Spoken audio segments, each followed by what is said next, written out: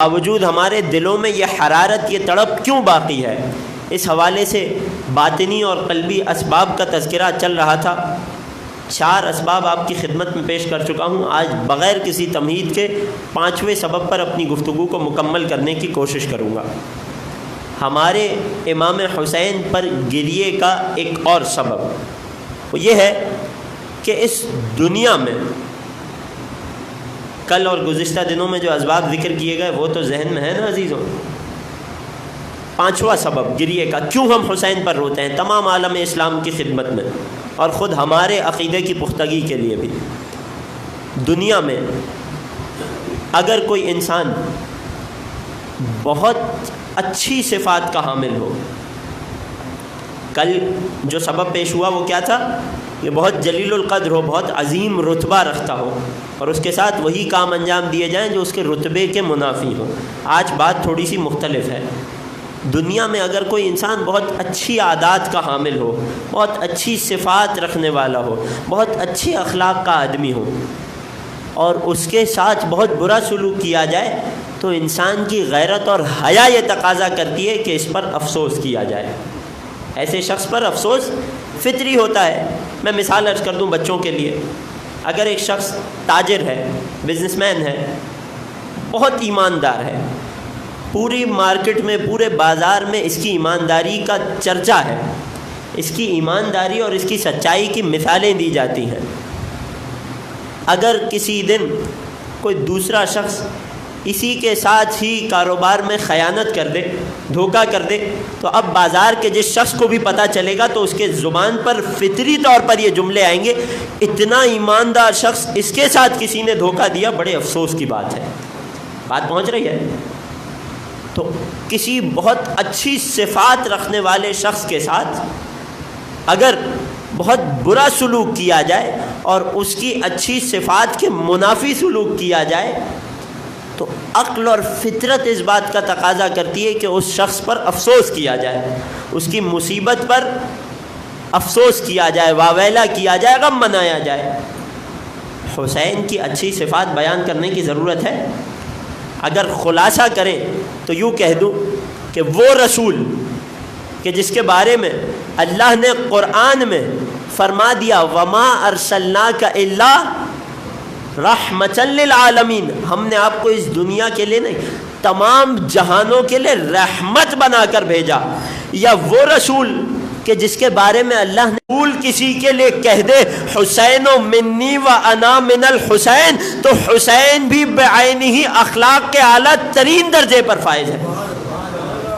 توجہ ہے عزیزوں؟ سید الشہداء کی عظمت پر ایک مرتبہ درود بھیج دیجیے۔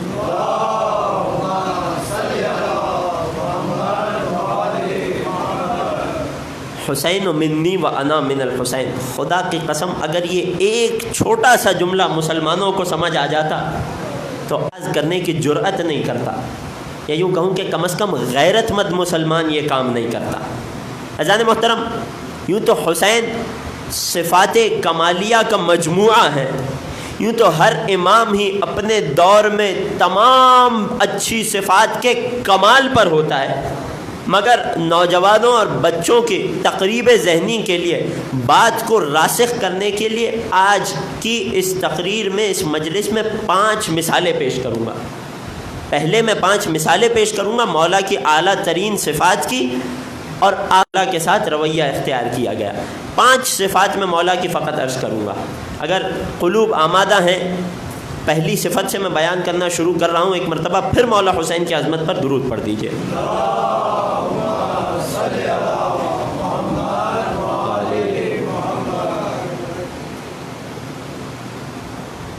پہلی بلند صفت جو میں مولا کی بیان کروں، اور پھر کہہ رہا ہوں کہ یہ 5 صفات فقط مثال ہے، وگرنہ اگر حسین کی اچھی صفات کو بیان کرنے کوئی بیٹھ جائے تو ایک عشرہ نہیں، عشرے کم پڑھ سکتے ہیں مگر صفات ختم نہیں ہوں گی۔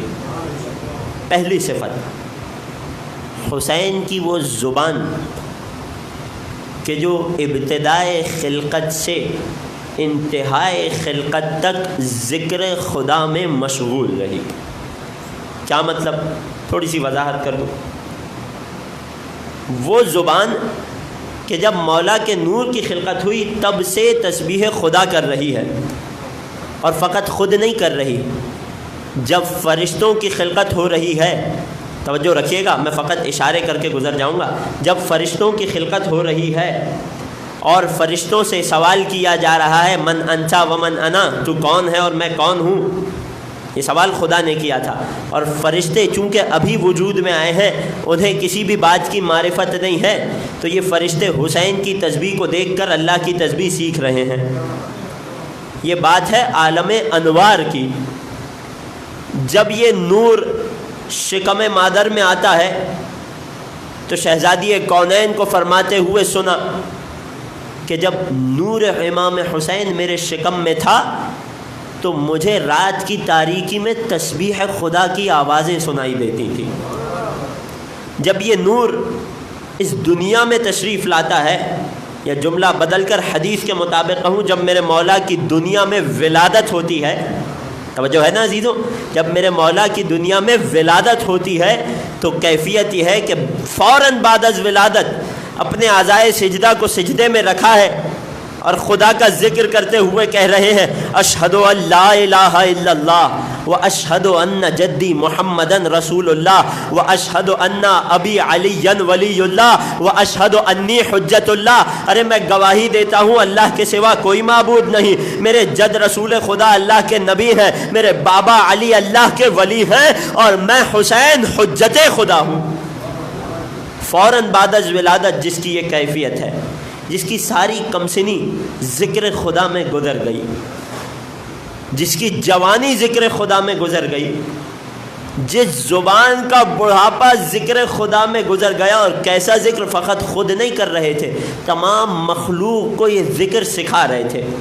میں مثال کے طور پر دعائے عرفہ کا سے ایک جملہ پیش کروں عزیزوں، توجہات ہیں، کیا ذکر خدا حسین نے کیا اور کیا ہمیں سکھایا۔ دعائے عرفہ کا فقط ایک جملہ، وہ دعائے عرفہ کہ جس نے اپنے اندر توحید کے مضامین کے سمندر کو بند کیا ہوا ہے۔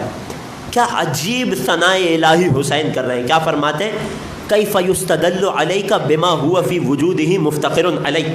اے خدا، یہ دنیا تیری تلاش میں نکلی ہے اور کائنات میں موجود ایک ایک مخلوق کو، ایک ایک چیز کو دیکھ کر کہتی ہے کہ اس کا بنانے والا کوئی ہے، اس کا بنانے والا کوئی ہے۔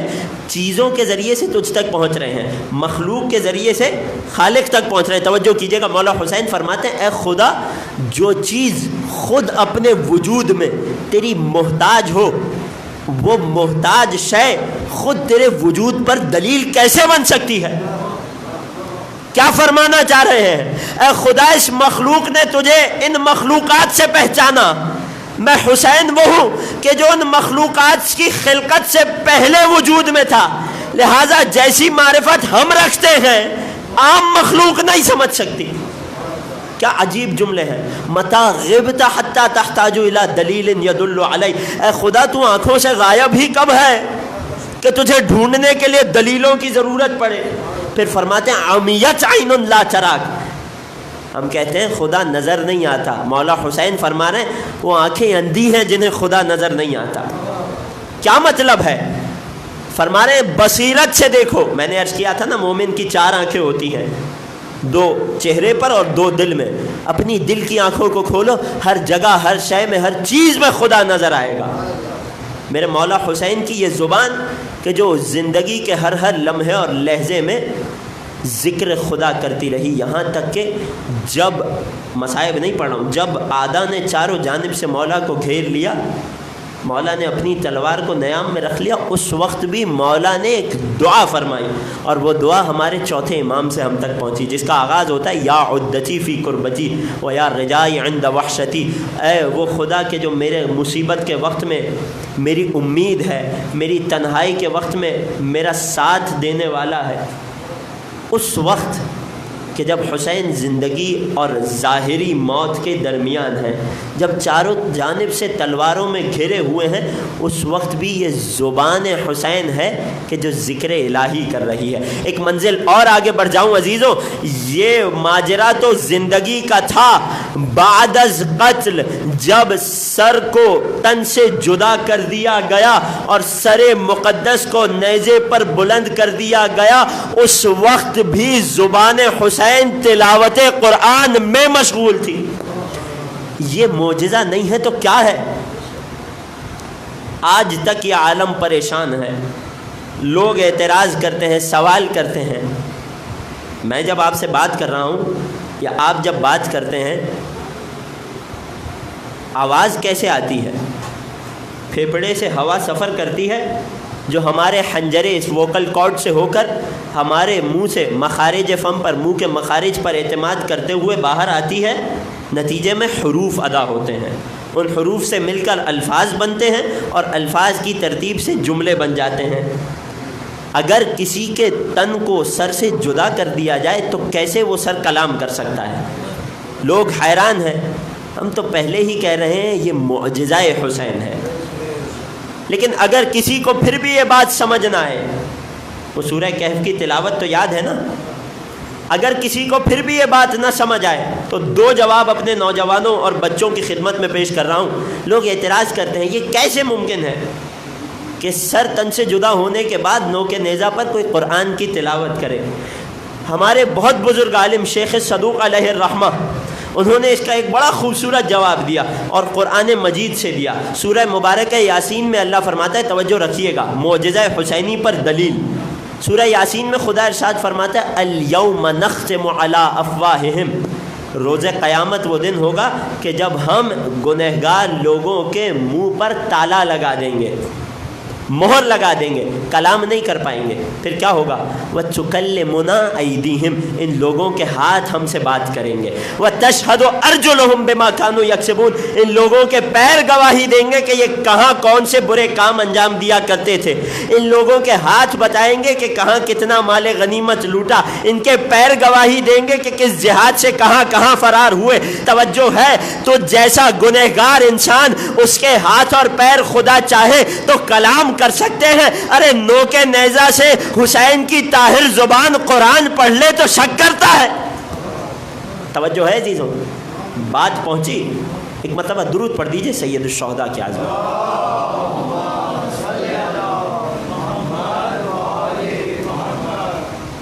میرا دل چاہتا ہے تھوڑا سا اور تفصیل میں اس بات کا جواب دوں تاکہ یہ شبہ، یہ اعتراض یہیں دفن ہو جائے۔ عزیزان محترم، سوال اور اعتراض تو واضح ہے نا۔ سر کے تن سے جدا ہو جانے کے بعد کیسے ممکن ہے کہ میرے مولا نے نوک نیزہ پر قرآن کی تلاوت کی ہو؟ عقیدے کے اعتبار سے جواب دے رہا ہوں، گہرائی میں اتر کر جواب آپ کی سماعتوں کے حوالے کر رہا ہوں۔ مجھے نہیں معلوم کون کتنا انصاف کرے گا اس جواب کے ساتھ۔ بہرحال میرے بچوں نے، نوجوانوں نے صفات ثبوتیہ میں خدا کی ایک صفت پڑھی ہے جسے کہتے ہیں خدا متکلم ہے، پڑھی ہے نا؟ صفات ثبوتیہ خدا میں سے ایک صفت ہے کہ خدا متکلم ہے۔ متکلم یعنی کلام کرنے والا، لغوی معنی تو یہی ہے، لیکن جب علماء عقیدہ سے، علماء اعتقاد سے سوال کیا جائے کہ خدا کے متکلم ہونے کا کیا مطلب ہے، کیا جس طرح ہم متکلم ہیں، جس طرح میں کلام کر رہا ہوں، جس طرح آپ کر رہے ہیں، اگرچہ خاموش بیٹھے ہیں، جب کلام کرتے ہیں جس طرح میں اور آپ بولتے ہیں، کیا خدا کے متکلم ہونے کا بھی یہی مطلب ہے؟ توجہ ہے عزیزوں؟ کوئی مشکل سوال تو نہیں ہے۔ کیا جس طرح سے ہم اپنے لب پر اعتماد کر کے، اپنے اس منہ سے آواز کو نکال کر مخارج فم پر اعتماد کر کے حروف اور الفاظ کو ادا کرتے ہیں اور یہ کلام کہلاتا ہے، کیا خدا بھی اس طرح کلام کرتا ہے؟ کیا خدا کا بھی نعوذ باللہ کوئی چہرہ ہے کہ جس سے وہ کلام کرے؟ سوال واضح ہے نا؟ خدا کے متکلم ہونے کا مطلب کیا ہے؟ تمام شیعہ و سنی علماء متکلمین نے، علم کلام عقائد کے علماء نے لکھا کہ جب صفات ثبوتیہ میں خدا کی صفت بیان ہوتی ہے کہ خدا متکلم ہے، اس کا مطلب ہوتا ہے کہ خدا موجد الکلام ہے. یعنی کیا؟ خدا کا اپنا کوئی چہرہ یا لب نہیں ہے کہ جس کے ذریعے سے آواز دے کر خدا کلام کرے.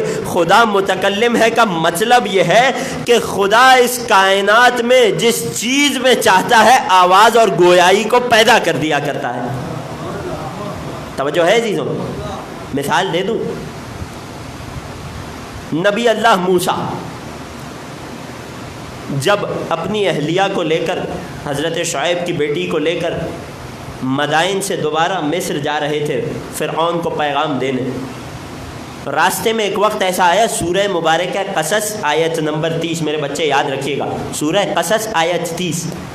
کیا ارشاد ہوتا ہے کہ جب موسیٰ کوہ طور کے قریب پہنچے، من شاق الواد الایمن فی البقعۃ المبارکۃ، اللہ کہہ رہا ہے کہ جب موسیٰ کوہ طور کے قریب پہنچے تو اس مبارک بستی میں، اس مبارک وادی میں، اگر موقع ہوا تو اس مبارک وادی کا ایڈریس بھی آپ کو اسی عشرے میں بتاؤں گا انشاءاللہ روایت کے مطابق. موسیٰ وادی مقدس میں پہنچے ہیں، کوہ طور کے قریب ہیں. من الشجرۃ، ایک درخت سے موسیٰ کو صدا آئی، یا موسیٰ، اے موسیٰ، انی انا اللہ رب العالمین، میں تمہارا اور تمام جہانوں کا پروردگار ہوں، میں تمہارا اللہ ہوں. کہاں سے آواز آئی؟ ایک درخت سے آواز آئی. توجہ ہے عزیزوں؟ یہ کیا ہوا؟ علماء نے کہا کہ خدا متکلم ہے، جہاں جس جگہ جس چیز سے چاہے اس میں کلام کو ایجاد کر دیا کرتا ہے، اس چیز کو گویائی عطا کر دیا کرتا ہے. اگر ابھی بھی نہ سمجھ آیا ہو، ایک اور مثال دے دوں. چند کافر ہمارے پیغمبر ختمی مرتبت حضرت محمد مصطفیٰ صلی اللہ علیہ وآلہ وسلم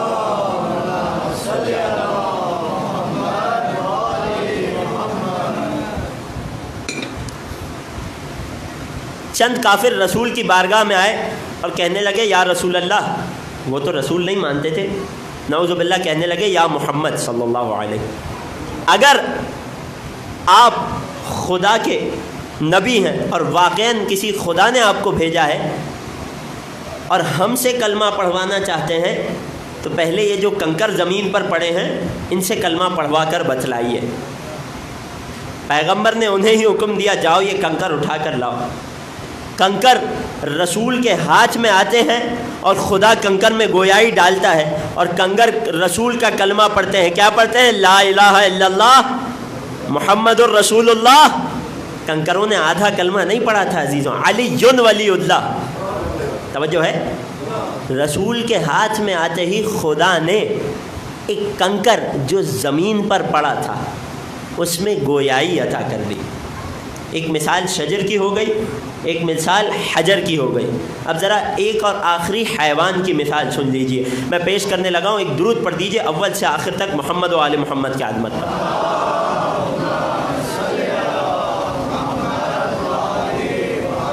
توجہات میرے ساتھ ہے نا عزیزوں؟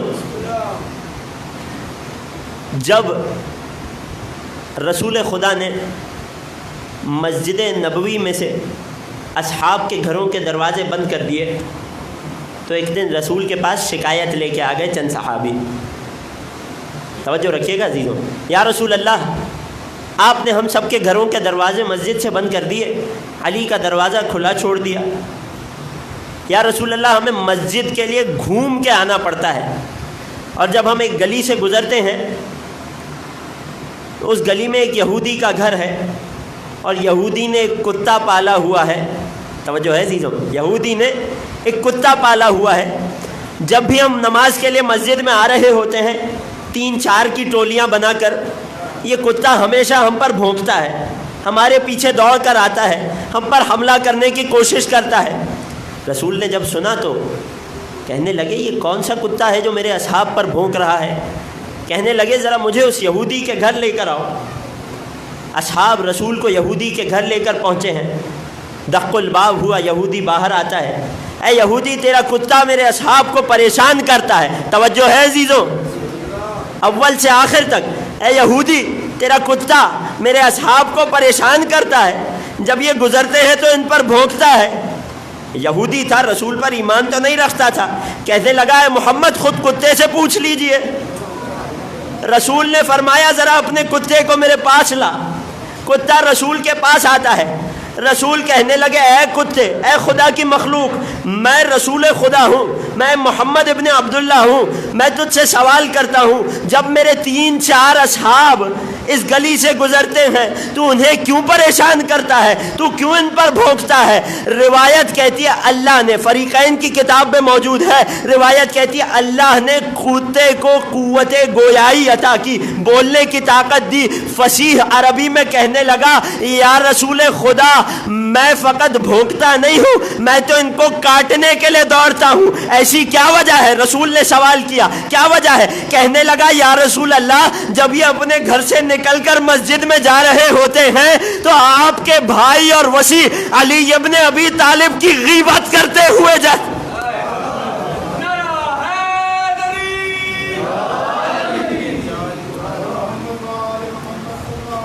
اللہم صلی علی محمد وآلہ۔ توجہ ہے نا عزیزوں؟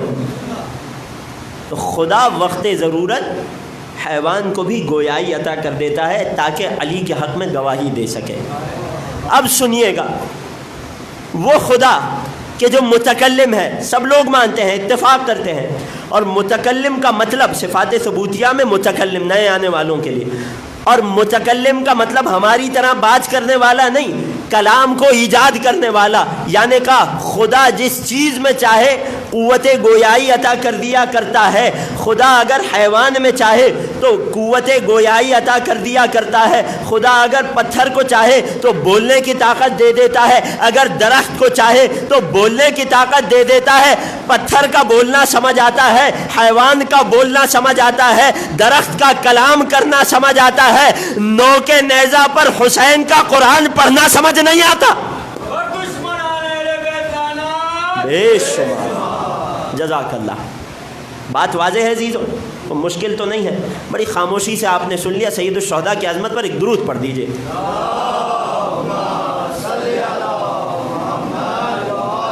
میں بہت تیزی سے بات کو آگے بڑھاؤں، وہ مولا کہ جس کی زبان ساری زندگی حتیٰ کہ شہادت کے بعد بھی ذکر خدا کرتی رہی، مولا کی پہلی صفت حمیدہ جو میں نے بیان کی۔ آئیے دوسری صفت بہت مشہور ہے، سن رکھیے، فقط اشارہ کر کے گزر جاؤں گا۔ کم سنی کا دور ہے، مولا حسنین کا، ایک بوڑھا وضو کر رہا ہے، مثال سن رکھی ہے نا، دیکھا کہ غلط وضو کر رہا ہے، حسن کو اپنے ساتھ لیا، بھیا حسن آئیے ذرا ان بزرگ کو وضو سکھاتے ہیں۔ لیکن جب قریب پہنچے تو کیا کیا؟ دونوں بھائی وضو کرنے لگے، اور وضو کرنے کے بعد اس بوڑھے کو مخاطب کر کے پوچھا اینا یحسن الوضو، اے بزرگوار یہ بتائیے کہ ہم دونوں میں سے کون اچھا وضو کرتا ہے؟ کہنے لگے کلاکما تحسنان الوضو، تم دونوں اچھا وضو کرتے ہو، ولکنی انا لا احسن الوضو، میرا ہی وضو ٹھیک نہیں ہے۔ اگر خدا نہ خواستہ آج کل کے نوجوان ہوتے تو کیا کہتے؟ اتنا بوڑھا ہو گیا ہے وضو بھی ٹھیک سے نہیں کر رہا۔ لیکن وہ مولا تھے، وہ مکارم اخلاق پر فائز رسول کے نواسے تھے، انہیں اعلیٰ ترین اخلاق پر فائز رسول نے زبان چسائی تھی، کیسے کسی کو اذیت دے دیتے۔ میرے نوجوان، میرے بچے، بزرگوں کا احترام حسین کی سیرت ہے، ہمیشہ اس کا پاس رکھیے گا، ہمیشہ اس کا دامن تھامے رکھیے گا، دنیا اور آخرت میں کامیاب ہو جائیں گے۔ یہ مولا حسین کی دوسری صفت کہ ایک بوڑھا غلط وضو کر رہا ہے مگر ٹوکا نہیں ہے، جسارت نہیں کی ہے، بد تہذیبی نہیں کی ہے، کس قدر احترام سے اسے سکھایا ہے۔ میں دوسری صفت بیان کرتا ہوں، توجہات میرے ساتھ ہیں، اول سے آخر تک مولا حسین کی عظمت پر درود پڑھ دیجیے۔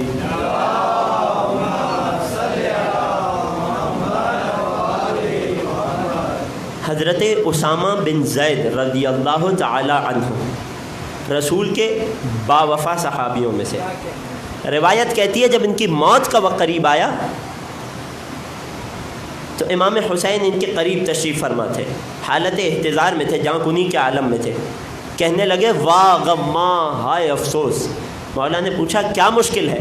کہنے لگے علیہ دین 60,000 درہم، میری موت قریب ہے اور مجھ پر ایک دو نہیں 60,000 درہم کا قرضہ ہے. درہم چاندی کے سکوں کو کہتے ہیں. 60,000 درہم کا قرضہ ہے. مولا حسین سے برداشت نہیں ہوا کہ یہ شخص کہ جس کی روح ابھی پرواز کرنے والی ہے یہ کسی غم کو لے کر اس دنیا سے جائے. مولا نے فرمایا علیہ قضاؤ، فکر نہ کرو اسامہ، تمہارے قرضے کو میں ادا کروں گا. کہنے لگے کہ حسین آپ کی بات پر بھروسہ ہے، لیکن میں چاہتا ہوں کہ میری زندگی میں ہی یہ قرضہ ادا ہو جائے. اسی وقت قنبر کو حکم دیا، قنبر جاؤ اور اسامہ کا قرضہ ادا کر دو. حسین اتنے عالی اخلاق پر تھے کہ حسین سے ذرہ برابر برداشت نہ ہوا کہ میت جو ابھی جان کنی کے عالم میں ہے، ابھی روح پرواز کرنے والی ہے، کوئی مشکل کوئی غم اپنے دل میں لے کر اس دنیا سے جائے. اللہ اکبر. نہ جانے بات پہنچی یا نہ پہنچی. مولا حسین کی چوتھی صفت حمیدہ آپ کی خدمت میں پیش کرنا چاہتا ہوں. ایک اور مرتبہ مولا حسین کی عظمت پر درود پڑھ دیجیے.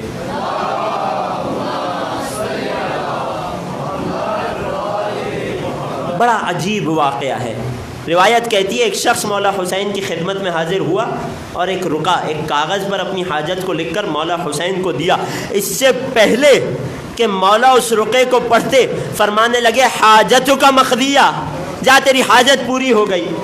کسی نے کہہ دیا مولا پہلے کاغذ تو پڑھ لیتے. حسین نے یہاں اعلیٰ ترین اخلاق کا مظاہرہ کرتے ہوئے اپنے چاہنے والوں کو، قیامت تک آنے والے انسانوں کو ایک قاعدہ دیا. میری تمام فلاحی تنظیمیں، فلاحی ادارے جو فقیروں، محتاجوں، یتیموں، بیواؤں کی مدد کرتے ہیں، جنہوں نے اپنے اپنے راشن کارڈ بنا رکھے ہیں، تمام مخیر حضرات جو مجبوروں کی مدد کرتے ہیں، حسین کے اس کلمے کو یاد رکھیے گا. جب کسی نے کہا مولا پہلے کاغذ کو پڑھ لیتے پھر کہتے کہ تیری حاجت پوری ہو گئی، فرمانے لگے یسألنی اللہ عن ذل مقامہ بین یدی حتیٰ اقرأ حاجتہ.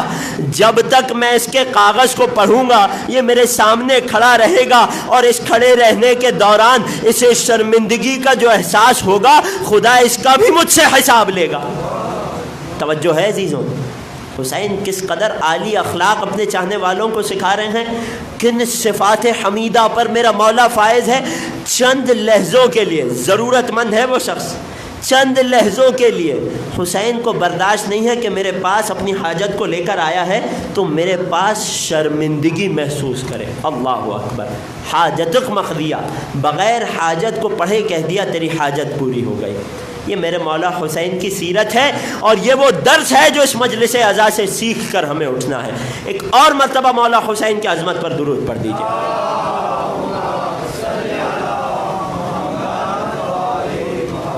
تھک تو نہیں گئے ہیں عزیزوں؟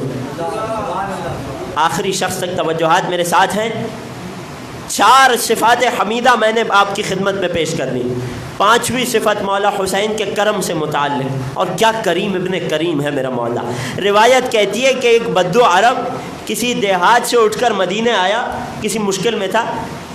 جاء یسأل عن اکرم الناس، مدینے والوں سے لوگوں میں سب سے زیادہ کریم شخص کے بارے میں پوچھنے لگا. یہاں عرض کر دوں سخی اور کریم میں فرق ہوتا ہے.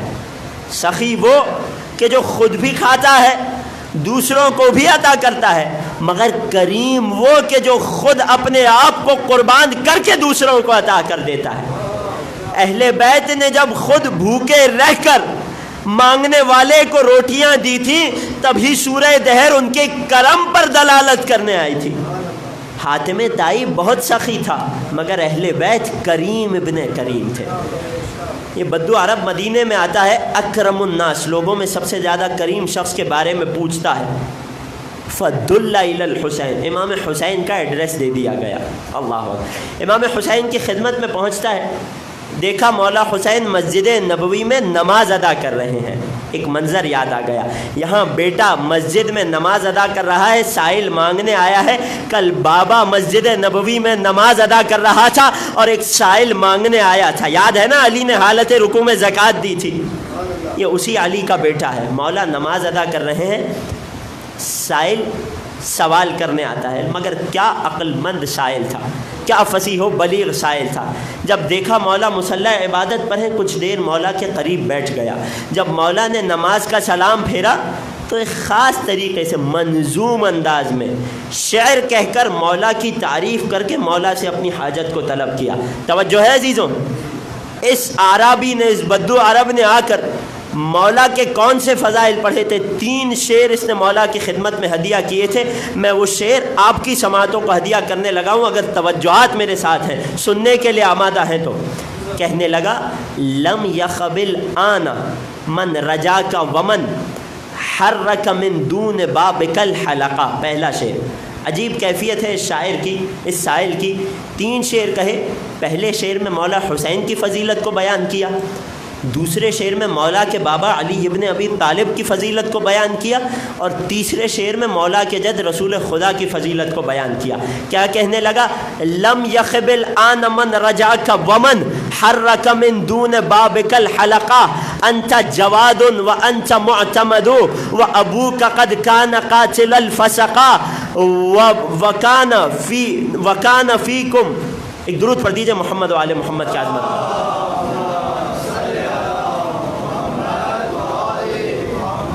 وَكَانَ الَّذِي فِي أَوَائِلِكُمْ إِذَا لَمْ يَكُنْ عَلَيْنَا نَارُ جَهَنَّمَ مُنْطَبِقًا۔ 3 شعر مولا کی خدمت میں اس نے پیش کیے۔ میں تینوں کا ترجمہ یک کے بعد دیگرے آپ کی سماعتوں کا ہدیہ کر رہا ہوں۔ آ کر کیا کہنے لگا؟ لم یخبل آن من رجاک ومن حرک من دون بابک الحلقہ۔ اے حسین، جس کسی نے آپ سے امید لگا لی، جس کسی نے آپ کے دروازے پر دستک دے دی، کبھی وہ نامراد ہو کر نہیں لوٹا۔ انت جواد و انت معتمد و ابوک قد کان قاتل الکفرہ۔ اے حسین، آپ سخی ترین شخص ہیں، آپ ہی پر مجھے پورا بھروسہ ہے۔ اور پھر مولا کے بابا کے بارے میں کہنے لگا و ابوک قد کان قاتل الفسقہ، میں گواہی دیتا ہوں کہ آپ کے بابا نے جن سے جنگ کی وہ سب کے سب فاسق و کافر تھے۔ توجہ ہے عزیزوں، بدو عرب تھا، دیہاتی تھا، مدینے میں نہیں رہتا تھا، مگر جانتا تھا کہ علی مرتضیٰ کے مقابل میں جو بھی آیا یا آئی وہ یا فاسق ہے یا کافر ہے۔ توجہ ہے، آگے کہنے لگا وَكَانَ الَّذِي فِي أَوَائِلِكُمْ۔ اے حسین، آپ کے اجداد میں سے آپ کے جد رسول خدا ایسے ہیں، اگر وہ نہ ہوتے تو ہم نار جہنم کا ایندھن بن چکے ہوتے۔ یہ 3 اشعار مولا کی خدمت میں ہدیہ کیے اور اپنی حاجت مولا کی بارگاہ میں رکھ دی۔ مولا نے قمبر کو بلا کر پوچھا حل بقی من مال الحجاز شیء، قمبر یہ بتاؤ وہ جو حجاز سے مال آیا تھا اس میں سے کچھ باقی ہے؟ کہنے لگا مولا 4000 دینار، 4000 دینار باقی ہے۔ میں نے درہم کے بارے میں عرض کیا نا، درہم چاندی کے سکے کو کہتے ہیں، دینار سونے کے سکے کو کہتے ہیں۔ 4000 دینار باقی تھے۔ اگر کوئی سخی ہوتا تو 2000 اپنے لیے رکھتا، 2000 حاجت مند کو دے دیتا، لیکن میرے مولا سخی نہیں ہیں، کریم ہیں۔ قمبر کو حکم دیا جاؤ 4000 دینار لے آؤ، اور یہ نہیں دیا، دنیا اور آخرت میں سب سے قیمتی چیز اسے دے دی۔ اپنی ابا کو اتارا، زمین پر بچھایا، 4000 دینار اس ابا میں رکھے اور لپیٹ کر اپنے گھر کی طرف تشریف لے گئے۔ گھر کے دروازے کے پیچھے سے ہاتھ کو بڑھا کر یہ پوٹلی سائل کو دے دی، کیوں کہیں ایسا نہ ہو جب میں اسے دے رہا ہوں تو اس کے چہرے پر شرمندگی کے آثار آ جائیں۔ اللہ اکبر، کتنا کریم ہے میرا مولا، کیا عجیب کرم ہے حسین کا، کیا سخاوت ہے۔ لیکن بات یہاں تک نہیں رکتی عزیزوں، توجہ رکھیے گا۔ ہمارا عقیدہ ہے کہ امام اپنے زمانے میں ہر صفت اور ہر فن میں سب سے کمال پر ہوتا ہے، عقیدہ ہے نا۔ سامنے والے نے سوال منظوم انداز میں کیا تھا، نظم کہہ کر، شعر کہہ کر سوال کیا تھا، میرے مولا نے منظوم انداز میں اسے جواب دیا۔ 3 شعر کہہ کر اس نے مانگا تھا، 3 شعر کہہ کر مولا نے اسے عطا کیا۔ بڑے عجیب اشعار ہیں، میں خدمت میں پیش کر دیتا ہوں، اگر توجہ ہے تو ایک مرتبہ اول سے آخر تک مولا کی عظمت پر درود پڑھ دیجئے۔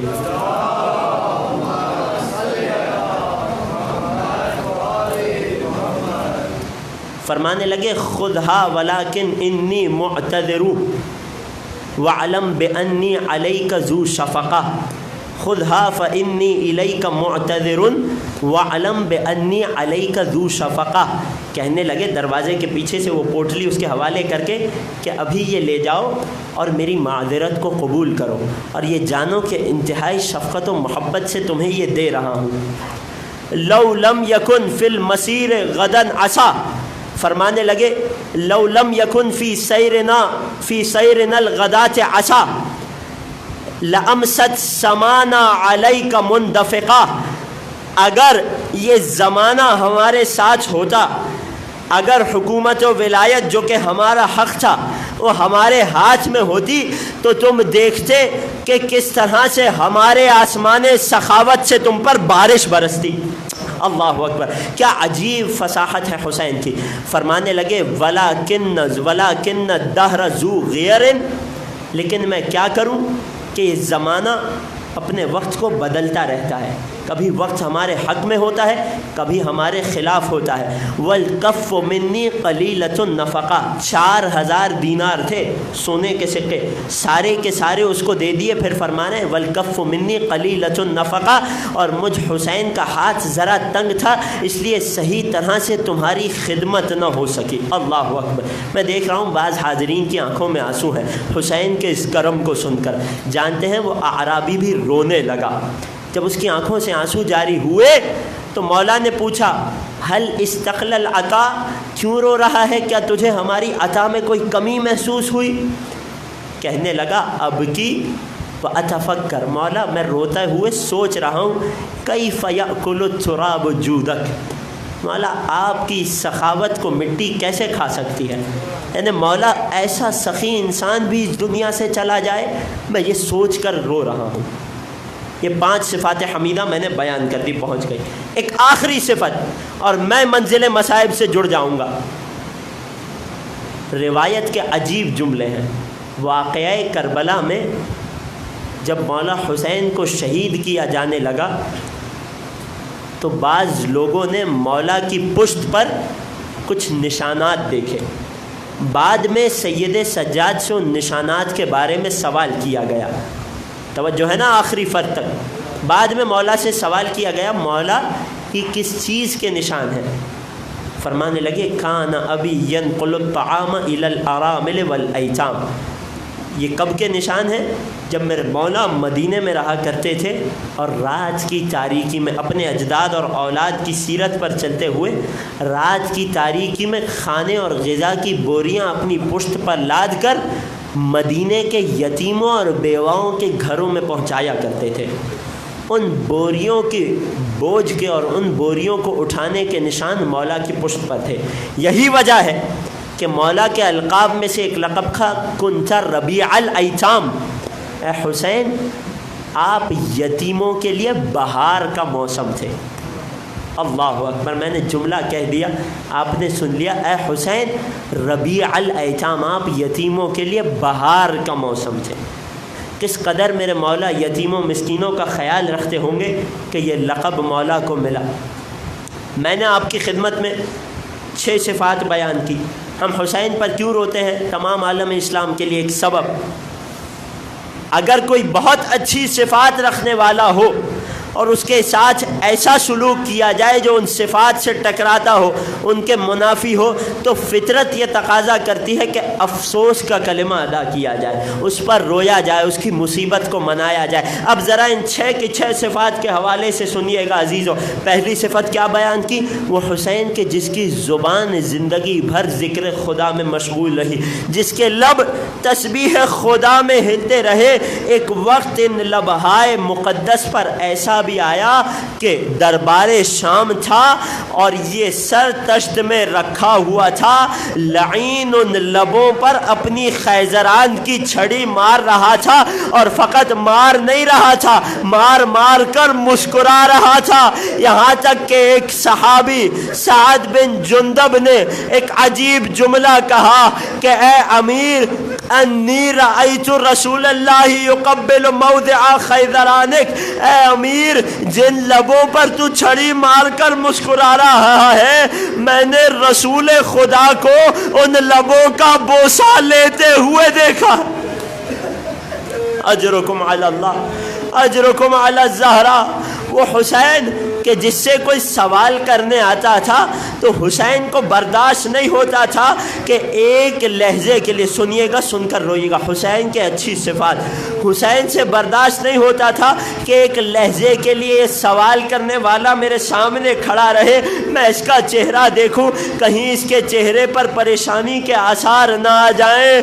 نہ جانے جب عصر عاشور علی اکبر حسین کے پاس پلٹ کر آئے تھے اور ایک جملہ کہا تھا، بابا اگر 2 گھونٹ پانی مل جاتے تو میں فوج اشقیاء کو بتاتا کہ جنگ کیسے ہوتی ہے۔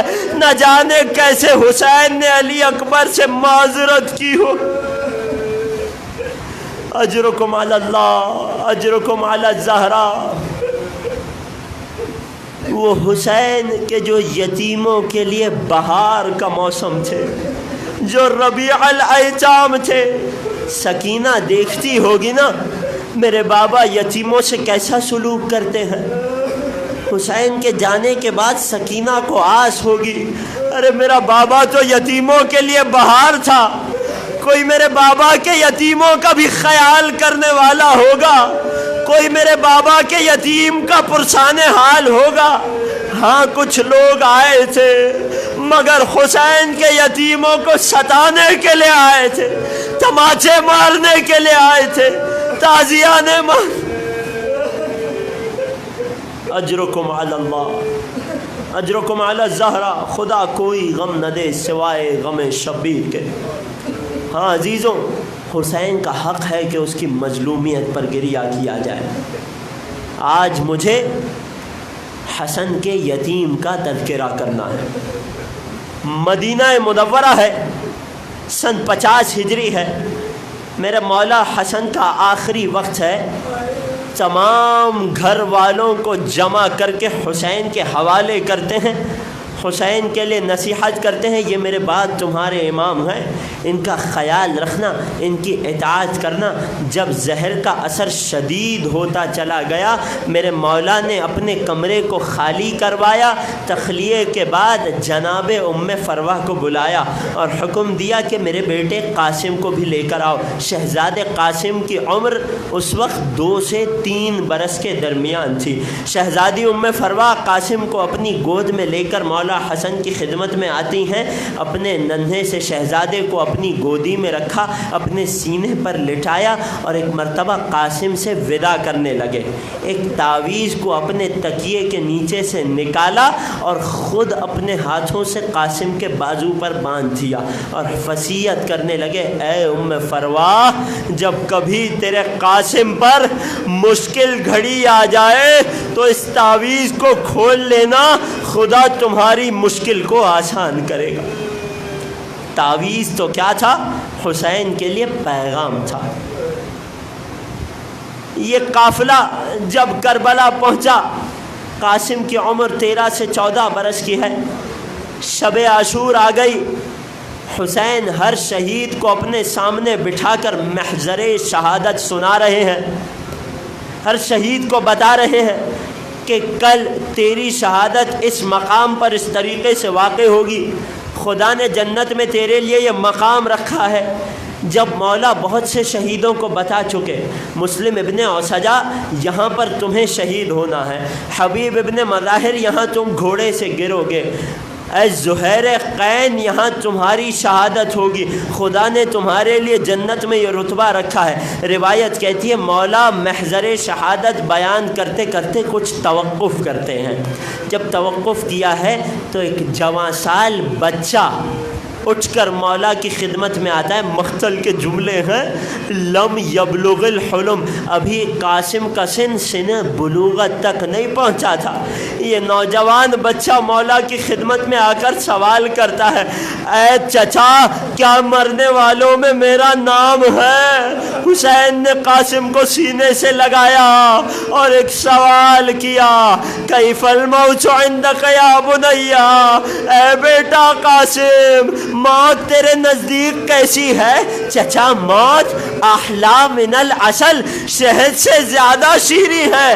جب چچا نے بھتیجے کا یہ عقیدہ دیکھا تو کہنے لگے بھیا بیٹا قاسم، کل شہید ہونے والوں میں، سننا سن کر رونا، کل شہید ہونے والوں میں تیرا نام بھی ہے، تیرے بھیا ششماہ علی اصغر کا نام بھی ہے۔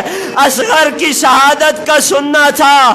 قاسم کو طیش آیا، چچا میرا ننھا منا بھائی علی اصغر کیسے مارا جائے گا؟ کیا فوج اشقیاء خیموں تک آ جائے گی؟ مولا نے قاسم کو دلاسا دیا، نہیں قاسم، میں اصغر کو لے کر مقتل میں جاؤں گا، میں کہوں گا اے شہزادے قاسم، فقط سنا تھا، سن کر آپ کی غیرت کو برداشت نہ ہوا، میرا مولا سید سجاد کل یہ منظر کربلا میں دیکھے گا۔